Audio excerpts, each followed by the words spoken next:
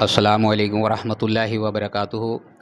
हमारे पास इकबाल भाई हैं जो बहुत दूर से मेहमान हैं, जो बरेली शरीफ में आज मेहमान बनकर ठहरे हुए हैं और शाह शराफत मियाँ हुज़ूर का छमाही उर्स चल रहा है और उसी में ये तशरीफ़ लेकर के आए हैं भोपाल से।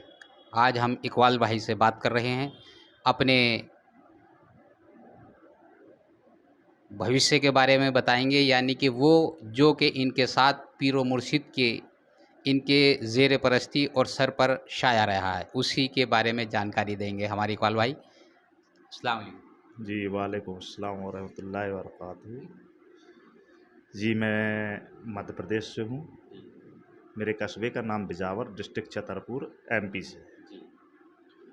और आस्ताने में लगभग 14 साल पहले मेरा आना हुआ। उस वक्त कुछ घटनाक्रम मेरे साथ में ऐसा हुआ कि शायद मुझे ये लग रहा था कि मैं दुनिया में सबसे अकेला पड़ गया हूँ। मुझे समझ नहीं आ रहा था। मेरी वाइफ़ को डॉक्टरों ने जवाब दे दिया था, बोला था कि अब आप इनको घर ले जाइए और जितने दिन भी ये है उतने दिन इनकी खिदमत कर लें। उस वक्त मेरी बहन इस आस्ताने से जुड़ी हुई हैं, झांसी से। उन्होंने मुझसे बोला था कि भाई, ना तो तेरे पास पैसा है और दिखाने का कोई ऑप्शन भी नहीं है। बेहतर है एक बार मियाँ हुजूर के पास हो आओ, शायद अल्लाह पाक कोई रास्ता निकाल दे। तब मेरा पहली बार यहाँ पर आना हुआ था। उस वक्त मुझे ये भी पता नहीं था कि मुझे कहाँ जाना है, कैसे जाना है। बस दिमाग में एक जुनून सा था कि मुझे जाना है। मेरे पास में उतना पैसा ऐसा किराया भी नहीं था। तो यहाँ पर जब आया, इसके बाद रात में 1 बजे किसी रिक्शे वाले ने मुझे यहाँ तक पहुँचा दिया। तो आस्ताने के बाहर, दरगाह के बाहर खड़ा था। समझ नहीं आ रहा था कहाँ जाऊँ, क्या करूँ। तब एक शख्स आए, मैं जानता नहीं उनको। उन्होंने मुझसे पूछा कि ले आप कहाँ जाना चाहते हैं। मैंने कहा मुझे मियाँ हुजूर के पास जाना है। कि ले भाई, मियाँ हुजूर तो नहीं मिलेंगे इस वक्त। हमने तो कब मिलेंगे? बोले आपको सुबह मिलेंगे, आप आस्ताने में जाइएगा। मैंने कहा मुझे तो आस्ताना भी पता नहीं है। तो बोले ठीक है और आप मेरे साथ आइएगा। तो उनके साथ में वो हमको अंदर ले गए। वहाँ पर खादिमों ने मुझसे खाने के लिए कहा, लेकिन दिल बहुत बेचैन होने की वजह से खाना वगैरह तो फिर नहीं खाए। उन्होंने मुझसे बोला कि भाई देखो, इस आस्ताने में कोई भूखा नहीं सोता है, आपको खाना तो थोड़ा बहुत जितना खाना हो खाइए। ठीक है, थोड़ा सा खाना खाया। मेरी वाइफ़ की हालत ऐसी थी कि कुछ पता नहीं था कि मुझे यही दिमाग में चल रहा था, हो सकता है कि वो इस दुनिया से रुखसत ना हो गई हो या क्या है। घर में कुछ पैसा भी नहीं छोड़ के आया था। मेरे पास में 700 रुपये लेके चला था। वो भी मेरे भाइयों ने कुछ, मतलब मामूजात भाइयों ने मदद करके भेजा था। मैं अकेला ही हूँ। सुबह जब सारे लोग लाइन में लगे तो मैं भी उसी लाइन में लग गया। लोगों ने बोला कि इस लाइन में लग जाओ, मियाँ हुजूर मिल जाएंगे। मियाँ हुजूर के सामने पहुंचा तो आंखों से आंसू आ गए। समझ नहीं आया क्या कहें क्या करें। तो मियाँ हुजूर ने पूछा कि भाई बोलो तो कुछ, क्या बात है, अल्लाह सब अच्छा करेगा। तो हमने मियाँ हुजूर से कहा, हमने सरकार सब कुछ ख़त्म हो गया, सब कुछ लुट गया, बर्बाद हो गया। और वाइफ़, मेरे वालिद का इंतकाल भी 8 दिन पहले हुआ था। उसके बाद वाइफ़ को जवाब दे दिया था। तो मैंने कहा, मैंने सरकार मेरे पास पैसा नहीं है, डॉक्टरों ने वाइफ़ को जवाब दे दिया है, समझ नहीं आता कहाँ जाएं क्या करें। तो आप फरमाते हैं कि पता किया है। तो हम थोड़ा सा उलझन में, परेशानी में थे और ज़्यादा परेशानी में आ गए कि अभी हम सरकार के सामने 1 मिनट भी नहीं हुआ हमको कहे और सरकार बोल रहा है पता किया है। तो कुछ समझ नहीं आया। तो तभी एक खादिम साहब आए हमारे पास, बोले कि एक काम करो, इधर आओ। तो उनने हमारा हाथ पकड़ के खींच लिया हमको। तो हम उनसे कहते रह गए कि हमने कुछ कहा नहीं मियाँ से अभी, और ऐसे कि ले आओ इधर आओ। बोले एक काम करो, आपके घर पे फ़ोन लगा हुआ है। तो मैंने, हाँ फ़ोन है। उस वक्त कीपैड फ़ोन थे, सन 2007 की बात है। तो कह ले ठीक है, आप फ़ोन लगाइएगा। और पता कीजिए घर पे क्या है। तो हमने यहाँ पर उस वक्त एसटीडी वगैरह चलती थी, तो हमने उनसे फ़ोन लगाए, तो मेरी वाइफ ने फ़ोन उठाया। मेरी वाइफ ने जब फ़ोन उठाया तो मैं भी थोड़ा सा बहुत ज़्यादा परेशान हो गया कि जो वाइफ अपने करवट नहीं ले सकती थी और बाथरूम के लिए भी उसको पलंग पे जाना पड़ता था, वो फ़ोन कैसे उठा सकती है। तो हमने उससे बोला, मैंने तेरे को फ़ोन किसने दिया, तेरी तबीयत कैसी है? बोलती है मेरी तबीयत तो रात से ही सही है। माशाल्लाह, सुभान अल्लाह, सुभान अल्लाह। तो हमने फ़ोन किसने दिया? कह लगे फ़ोन हमने बच्चे वगैरह, कह लगे बच्चे वगैरह खेल रहे हैं आंगन में, घंटी बजी तो मैंने सोचा उठा के देखूं, तो मैंने वो खड़ी हुई तो वे खड़ी हो गई, तो फ़ोन उठा लिया और आपसे बात कर रही। बस वहाँ से मेरा एकदम से भरोसा बढ़ता गया, अकीदा बहुत ज़्यादा बढ़ता गया, और आज लगभग 13 साल 14 साल के आसपास होने को है। और लगातार मतलब कभी ऐसा नहीं आया कि फिर मुझे ये, हाँ ये ज़रूर लगा, मुझे हर वक्त ये लगा कि अब मैं गिरने वाला हूँ, लेकिन हुआ कभी ऐसा नहीं। हर वक्त संभला और आज आपके सामने बात कर रहा हूँ। माशाल्लाह, सुभान अल्लाह, सुभान अल्लाह।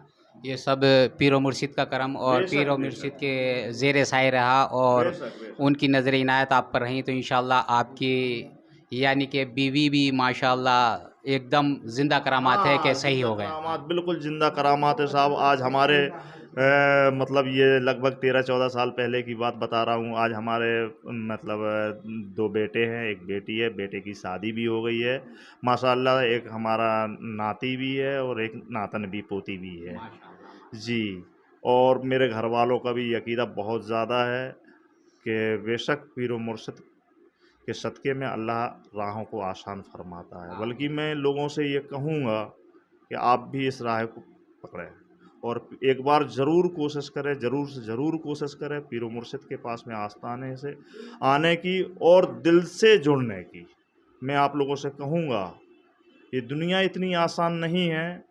मुझे खुद इस बात का एहसास है कि इसके पहले मैं किस कदर भटक रहा था, किस कदर परेशान था और तमाम चीज़ें, लेकिन आज माशाल्लाह पीर व मुर्शिद के सदक़े में ज़िंदगी को बहुत आसान कर दिया। मैं ये तो नहीं कहूँगा कि मेरे पास में बहुत ज़्यादा पैसा है या मुझे बहुत ऐशो आराम की तलब है, लेकिन मैंने इतना ज़रूर देखा है कि आज मेरे साथ में लगभग 5 से 10 हज़ार आदमी आ चुका है मेरे साथ में।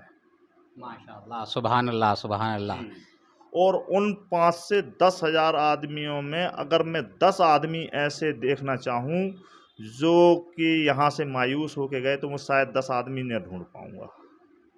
उन 10 हज़ार में से मैं 10 आदमी ऐसे नहीं देख पाऊँगा कि जो मुझसे ये कहें कि मुझे इस आस्थाने से खाली गया हूँ। सबकी झोली भरी गई। सबकी झोली भर गई। ये वाक़ई में मुझे पता नहीं था कि आज मुझे बाइट देना होगी। अचानक मुझे आप मिल गए और आपको बाइट दे रहा हूँ।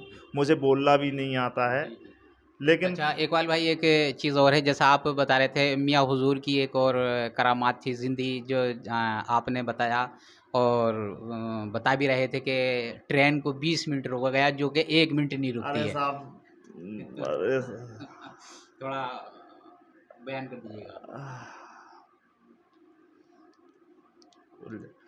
हाँ, ऐसा हुआ था एक बार जी। कि 2 बार ऐसा हो चुका मेरे साथ में। मैं वैसे ये बात दुनिया के सामने नहीं लाना चाह रहा था, लेकिन आपने ऐसा कुछ सवाल हमारे सामने रख दिया कि एक बार सरकार आ रहे थे, ये झांसी स्टेशन की बात है। जी। मुझे पता नहीं था, अचानक मुझे खबर मिली, मैं भी स्टेशन पे था बच्चों के साथ में, तो मुझे खबर मिली कि मियाँ हुजूर बॉम्बे से तशरीफ़ ला रहे हैं बरेली के लिए और ये ट्रेन यहाँ से गुजरने वाली है। तो मैंने कहा बेहतर है कि जब सरकार पीर व मुर्शिद यहाँ से गुज़र रहे हैं तो मैं भी अपनी हाज़िरी और सलामी पेश कर दूँ। तो मैं भी खड़ा हो गया, जो जिस ट्रेन का टिकट था वो मैंने वहाँ से कैंसिल कर दी और मैं खड़ा हो गया, इंतज़ार करने लगा। 10-15 मिनट बाद सरकार की ट्रेन आ गई।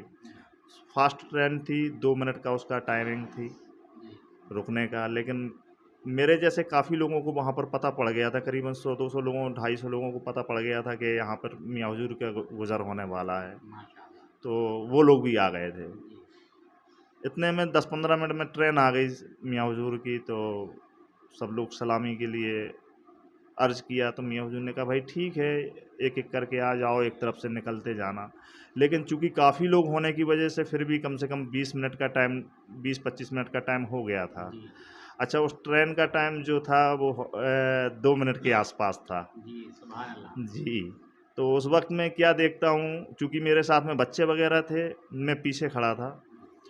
मैं देख रहा था कि ये गार्ड वग़ैरह उसमें मतलब उसको ट्रेन के लिए वो जो झंडी वग़ैरह दिखाते हैं जी, और जी, सीटी वग़ैरह सर बजाते पे हैं। जी, जी, जी, जी, तो वो बजा रहे थे। जी, और और भी अधिकारी लोग आ गए थे, वो देख रहे थे कि आखिर वजह क्या है, गाड़ी क्यों नहीं आगे बढ़ रही है। जी, दूर से हम भी देख रहे थे कि उन अधिकारी वगैरह को, क्या हमें पता था ये बात, लेकिन हम देख रहे थे कि ये लोग क्या कर रहे हैं। तो वो जी, देख रहे थे कि वो जांच कर रहे थे कि आखिर ऐसी क्या वजह है कि गाड़ी, लंबे रूट की गाड़ी इतना नहीं रुकती हैं जी, और ये गाड़ी बढ़ क्यों नहीं रही हो। बराबर जो गार्ड होता है वो उसको हरी झंडी दे रहा था। जी, लास्ट में फिर हमारा जाना हुआ मियाँ हुजूर के पास में, तो मियाँ हुजूर ने पूछा, बोले और कोई तो नहीं रह गया वहाँ पर। हमने कहा सरकार अब कोई नहीं है।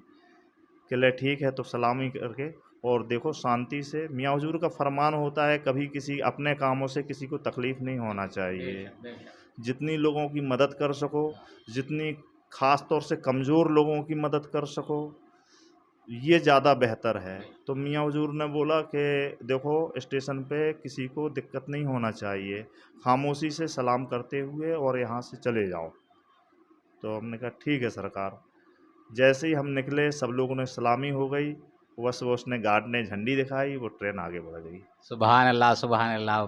माशाल्लाह, आपने दिल खुश कर दिया और इतना बेहतर आपने ये बयान फ़रमाया और अपनी चश्मदीद जो आपने अपनी आँखों से देखा, माशाल्लाह बहुत खुशकिस्मत हैं और बहुत ही अच्छे हम नसीब वाले हैं, जो ऐसे पीर और मुर्शिद के बेशक, जो बेशक। कि हम हाथ पर बैठ हुए हैं, बे माशाल्लाह, बे सुभान बे अल्लाह। बेशक, हाँ, बेशक, बेशक। बेशक। और कुछ कहना चाहेंगे? क्या शायद मेरी ज़िंदगी की पहली बाइट है, मुझे तो पता भी नहीं था क्या कहूँ, क्या ना कहूँ। बहुत कम बोलता हूँ, जी, बोलना नहीं आता है जी। मुझे। बस इतना ही कहूँगा कि अल्लाह आपको भी इनका साया नसीब अता फ़रमाए, जो आमीन, भी सुभान देख रहे हैं या जो भी जिस आस्थाने से जुड़े हैं वो जुड़े रहें। लेकिन अगर आप लोग कहीं से नहीं हैं तो एक बार ज़रूर मियाँ हुजूर के साए तले आएँ और देखें कि ज़िंदगी किस तरह बदलती है। माशाल्लाह, सुभान अल्लाह, सुभान अल्लाह। अस्सलाम वालेकुम। वालेकुम अस्सलाम व रहमतुल्लाहि व बरकातहू।